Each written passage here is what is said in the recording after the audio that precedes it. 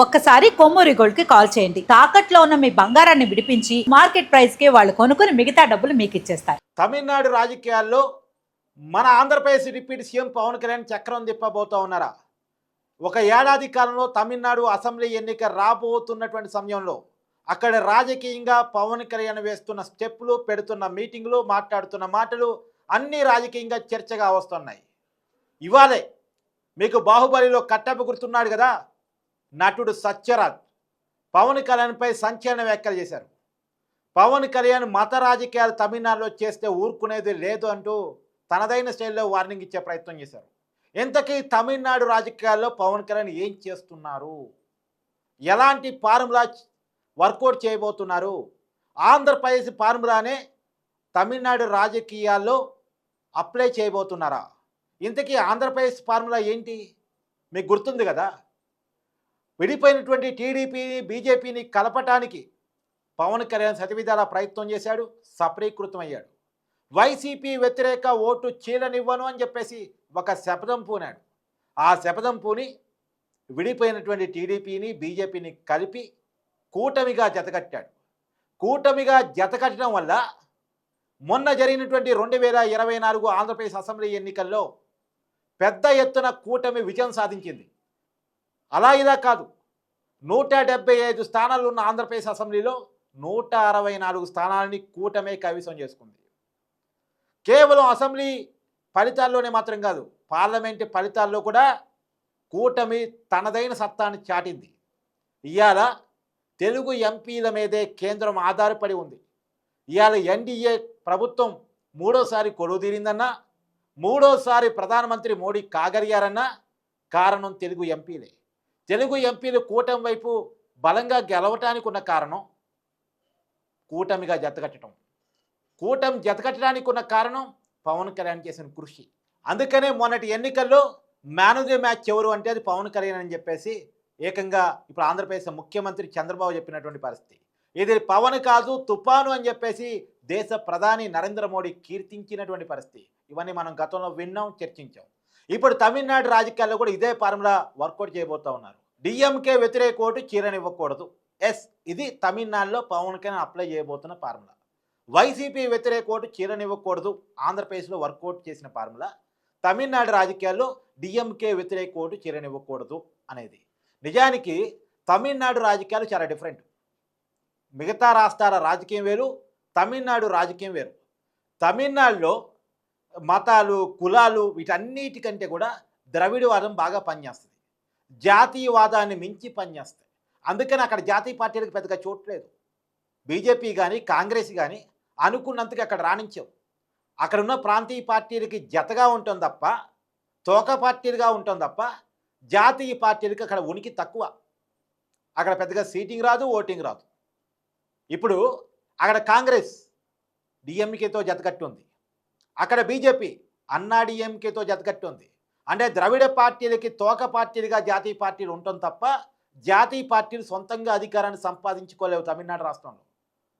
అక్కడ local feeling ఎక్కువ, ప్రాంతీయ భావాజాలం ఎక్కువ. హిందీ వ్యతిరేక ఉద్యమాలకు, ద్రవిడ ఉద్యమాలకు పునాది తమిళనాడు. మామూలుగా చైతన్యానికి పునాది అని కూడా అంటారు. అక్కడ ప్రాంతీయ భావజాలం, అస్తిత్వవాదం చాలా ఎక్కువ. ఇప్పుడు జాతీయ భావజాలాన్ని తమిళనాడు రాజకీయాల్లో చొప్పించాలని ఇండియా కూటమికి పట్టం కడుతున్నటువంటి తమిళనాడు రాజకీయాల్లో ఎన్డీఏ కూటమికి బలం చేకూర్చుకోవాలని బీజేపీ తహతాలాడుతూ ఉంది. ఎందుకు అంటే అక్కడ ఇండియా కూటమికి ఎక్కువ పార్లమెంట్ స్థానాలు మొన్న పార్లమెంట్ ఎన్నికలు వచ్చాయి. రేపు రాబోయే కాలం కూడా రావడానికి అవకాశం ఉన్న రాష్ట్రాల్లో తమిళనాడు కనపడతా ఉంది. అక్కడ సహజంగా అయితే డిఎంకే ఒకసారి, అన్నా డిఎంకే ఒకసారి అధికారంలోకి వస్తాయి. ఏ పార్టీకి 2 సార్లు అధికారాన్ని కట్టబెట్టరు, రిపీటెడ్గా అధికారాన్ని కట్టబెట్టరు తమిళనాడు ప్రజలు. ఒకసారి డిఎంకేకి ఛాన్స్ ఇచ్చారంటే మరోసారి అన్నా డిఎంకేకి ఛాన్స్ ఇస్తారు. కానీ ఒక్కసారి జయలలిత మాత్రం రెండోసారి ఏకంగా అధికారాన్ని సంపాదించుకోగలిగింది. తిరిగి అధికారాన్ని సంపాదించుకోగలిగింది కేవలం జయలలిత మాత్రమే. కానీ ఇప్పుడు తమిళనాడు రాజకీయాల్లో స్పేస్ కనపడతా ఉంది. డిఎంకేకి ఆపోజిట్గా ఎవరు కనపడలేదు. ఎందుకంటే అన్నా డిఎంకే అధినేత ఆ పార్టీని తన ఒంటి చేత్తో నడిపించినటువంటి జయలలిత ఇప్పుడు తమిళనాడు రాజకీయాల్లో లేరు. ఆమె మరణం తర్వాత తమిళనాడు రాజకీయాల్లో ఒక స్పేస్ కనపడతా ఉంది. డిఎంకేకి ఆపోజిట్ రాజకీయం చేసేది ఎవరు? అన్నాడీఎంకే పార్టీ పెద్దదే, కానీ నడిపించే లీడర్ లేరు. ప్రజాదరణ ఉన్న నాయకుడు అన్నాడీఎంకేలో ఎవరూ లేరు.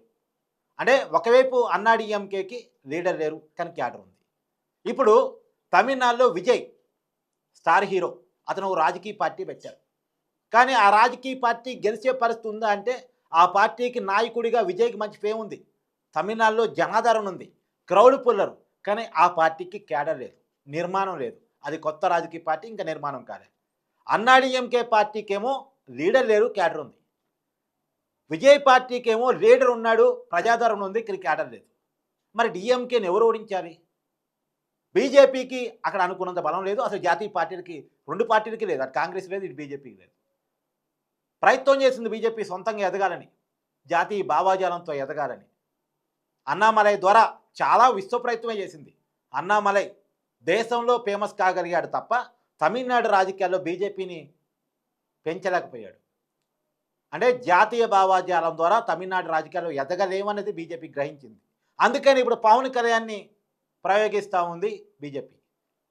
ఖచ్చితంగా డిఎంకే వ్యతిరేక శత్రులందరినీ కలిపి, అన్నాడీఎంకే ఆల్రెడీ ఎన్డీఏ కూటమిలో ఉంది, విజయ్ని కూడా తీసుకొచ్చి ఎన్డీఏ కూటమిలో పెట్టగలిగితే, ఒకటిగా కూటమి జతకట్టగలిగితే, డిఎంకే వ్యతిరేక ఓటు చీరనివ్వకుండా ప్రయత్నం చేసుకోగలిగితే ఖచ్చితంగా డిఎంకేని కొట్టచ్చు. కొట్టలేకపోయినా సరే కొట్టినంత పనిచేయవచ్చు. అంటే డిఎంకే బలాన్ని నిర్వహించవచ్చు, డిఎంకే ఆధిపత్యాన్ని, ఇండియా కూటమి ఆధిపత్యాన్ని నిర్వహించవచ్చు. ఇది ఎన్డీఏ వేస్తున్నటువంటి ప్లాన్. తమిళనాడు రాజకీయాలు ఇంతకు మించి ఆప్షన్ బీజేపీ కనపడట్లేదు.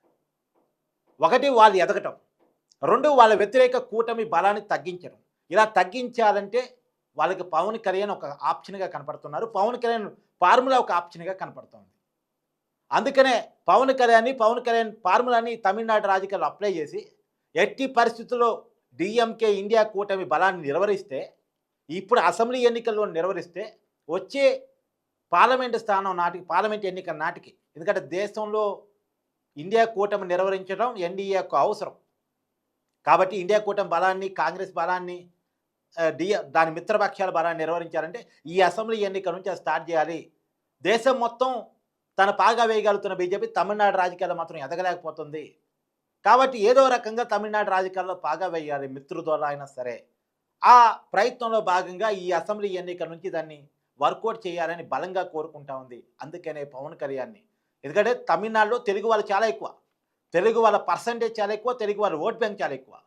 కాబట్టి తెలుగు వాళ్ళని పవన్ కళ్యాణ్ క్రౌడ్ పుల్లింగ్ చేయగలడు. తెలుగు వాళ్ళు కొంత జాతీయ భావజాలానికి లొంగుతారు. ఎందుకంటే ఆల్రెడీ పవన్ కళ్యాణ్ చర్మిస్తా జాతీయ భావజాలం, తమిళనాడు జనాల్ని, తమిళనాడు భావజాలాన్ని, ద్రవిడ భావజాలం ఉన్నటువంటి వాళ్ళని కూడా ఆకర్షించడం కోసం విజయ్ పనికి వస్తారు, అన్నాడీఎంకే పార్టీ పనికి వస్తాయి. కాబట్టి వీళ్ళందరినీ ఒక టీమ్గా పెట్టి ఎట్టి పరిస్థితిలో డిఎంకేని కొట్టాలనేటువంటి ఒక శతవిధాల ప్రయత్నానికి అక్కడ బీజేపీ ప్రయత్నం చేస్తూ ఉంది. దానికి పవన్ కళ్యాణ్ ట్రబుల్ షూటర్లాగా కనపడుతున్నారు బీజేపీకి. మరి ఏ మేరకు అక్కడ ఉపయోగపడగలరంటే, నిజానికి తమిళనాడు రాజకీయాల్లో బీజేపీ వేస్తున్న ఒక రకంగా ఫార్ములా అనుకోవాలి, గట్టి ప్రయత్నం అనుకోవాలి. గతంలో ఎన్నడూ లేని విధంగా ఎట్టి పరిస్థితుల్లో తమిళనాడు రాజకీయాల్లో స్పేస్ కోసం తీవ్రంగా ప్రయత్నం చేస్తోంది బీజేపీ. నిజానికి బీజేపీ కమ్యూనిస్టులు బలంగా ఉన్నటువంటి పశ్చిమ బెంగాల్లో, అంటే మమతా బెనర్జీకి వ్యతిరేకంగా ఉంటే కమ్యూనిస్టులు ఉన్నారు, కానీ కమ్యూనిస్టులు అందరినీ తన వెనక ర్యాలీ చేసుకోగలిగింది. సైద్ధాంతికంగా కమ్యూనిస్టులు బీజేపీని తీవ్రంగా వ్యతిరేకిస్తారు, కానీ తన వెనకాల ర్యాలీ చేసుకోగలిగింది. ఇలా పశ్చిమ బెంగాల్లో మమతా కాదనుకుంటే వచ్చేది బీజేపీయే. చివరికి త్రిపురలో కమ్యూనిస్టులకు వ్యతిరేకంగా కాంగ్రెస్ ఉంటే కాంగ్రెస్ బీజేపీకి బద్ద వ్యతిరేకి, అలాంటి కాంగ్రెస్ని తన వెనక ర్యాలీ చేసుకోగలిగింది. ఇవాళ త్రిపురలో కమ్యూనిస్టులను కొట్టి బీజేపీ అధికారంలోకి వచ్చింది. కానీ ఒక్క తమిళనాడు, కేరళలో మాత్రం బీజేపీ అధికారం రాలేకపోతుంది, అధికారం దగ్గర కూడా రాలేకపోతుంది, పార్లమెంట్ ఎన్నికల్లో ఎంపీలు గెలవలేకపోతుంది. ఖచ్చితంగా ఇప్పుడు పవన్ కళ్యాణ్ ఉపయోగించి ఎట్టి పరిస్థితుల్లో తమిళనాడు రాజకీయాల్లో వీలైనంత ఎక్కువ స్పేస్, వీలైతే అధికారం, లేదు కనీసం బలాన్ని పెంచుకునేటువంటి ప్రయత్నం చేయాలి. నిజానికి తమిళనాడు అసెంబ్లీలో 234 స్థానాలు ఉన్నాయి. ప్రస్తుతం డిఎంకేకి 133 స్థానాలు ఉన్నాయి. అధికారంలో రావాలంటే 118 స్థానాలు చాలు. 118 స్థానాలు సంపాదించుకోవడం కోసం 118 స్థానాలు తీసుకుని అధికారం రావటం కష్టమైనా సరే ఆ దగ్గరగా వచ్చి బలమైన ప్రతిపక్షంగా ఈ ఎన్నికల్లో ఉండి వచ్చేసారికన్నా తమిళనాడు అసెంబ్లీలో అధికారం దక్కించుకోవాలని బీజేపీ కూటమిగా ఉంటే అది సాధ్యమవుతుందని చెప్పేసి పవన్ కళ్యాణ్ ద్వారా దాన్ని వర్కౌట్ చేయించాలని తీవ్రమైనటువంటి ప్రయత్నం ఎన్డీఏ కూటమి వైపు నుంచి జరుగుతూ ఉంది. ఇప్పుడు ఈ అసెంబ్లీ ఎన్నికల్లో గనక అనుకున్న మార్కును సాధించగలిగితే వచ్చే పార్లమెంట్ ఎన్నికల్లో తమిళనాడు నుంచి ఇండియా కూటమి బలమని, ఎందుకంటే మొన్న పార్లమెంట్ ఎన్నికల్లో ఇండియా కూటమి క్వీన్ స్వీప్ చేసింది తమిళనాడు రాష్ట్రాన్ని. క్వీన్ స్వీప్ డిఎంకే, కాంగ్రెస్, కమ్యూనిస్టులు ఎక్కడ చూడు వాళ్ళే. మొత్తం పార్లమెంట్ ఎన్నికల్లో తమిళనాడు ఎంపీ సీట్స్ మొత్తం కూడా ఇండియా కూటమే గెలిచింది. ఆ పరిస్థితి నుంచి ఖచ్చితంగా బీజేపీ కానీ బీజేపీ మిత్రపక్షాలు కానీ గెలిచేలా వచ్చే పార్లమెంట్ ఎన్నికలను ప్లాన్ చేసుకోవాలి. ఒకటి శత్రు బలాన్ని తగ్గించాలి, తన బలాన్ని పెంచుకోవాలి. ఈ ప్రయత్నంలో బీజేపీ ముందుకెళ్తా ఉంది. పవన్ కళ్యాణ్ ముందు పెట్టి, పవన్ కళ్యాణ్ భుజం మీద తుపాకీ పెట్టి తమిళనాడు అధికారాన్ని ఎట్టి పరిస్థితుల్లో సంపాదించుకునే దానికోసం, తమిళనాడులో ఇండియా కూటమి దెబ్బకొట్టి డిఎంకే కోటలు బద్దలు కొట్టే దానికోసం ప్రయత్నం చేస్తూ ఉంది. చూడాలి ఇది వర్కౌట్ అవుతుందా లేదా అనేటువంటిది.